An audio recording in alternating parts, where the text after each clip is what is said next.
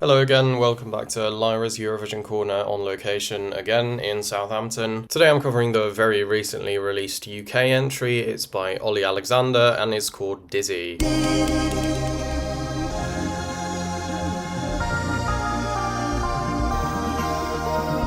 Olly Alexander is a singer and songwriter from Yorkshire. He is best known for leading the band Years and Years, which he did for several years. Quite a successful band. I remember their song King being on the radio constantly. A few years ago he did fire the members that weren't Olly Alexander and decided to release music on his own, first as Years and Years and now just under his birth name. This has unfortunately resulted in a bit of a Frankentag situation on Spotify where all the songs are now labelled as Olly Alexander parentheses Years and Years, which is just strange, but oh well. I was very excited to hear this entry because obviously this is an established musician, but also because I think the UK have sent some great songs over the past few years. And to be honest, when I listened to it for the first time, I was left a little disappointed. Thought the circle of fifths progression seemed a bit obvious, except for that last major chord in the chorus, which initially just felt kind of off to me. Overall, I was not immediately impressed, but then I kept giving it listens and it grew on me an honestly baffling amount, to the point where I really enjoy this song now. Like, it's been stuck in my head all day. I think the production is actually really good. It's like a sort of disco pop type song, still has a bit of a quirky edge, it's not too obvious. But as I said, I did have to give this song several chances to start enjoying it, and that makes me kind of worried for its Eurovision performance. It's not the immediate hitter that Mae Muller was for me last year, and Mae Muller's entry didn't even do well, so will this? I honestly don't expect it to. Because this is something that us Eurovision fans tend to forget. Like, most people just watch the final. They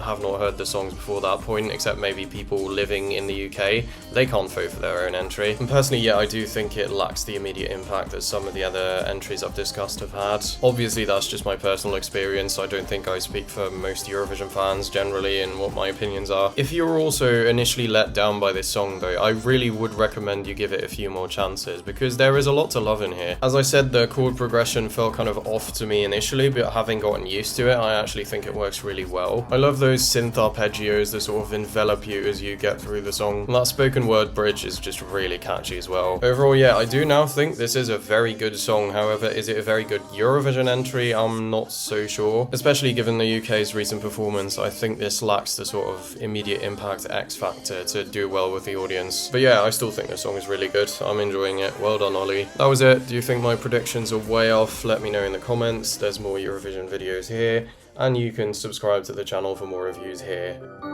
We are not in Malmo yet.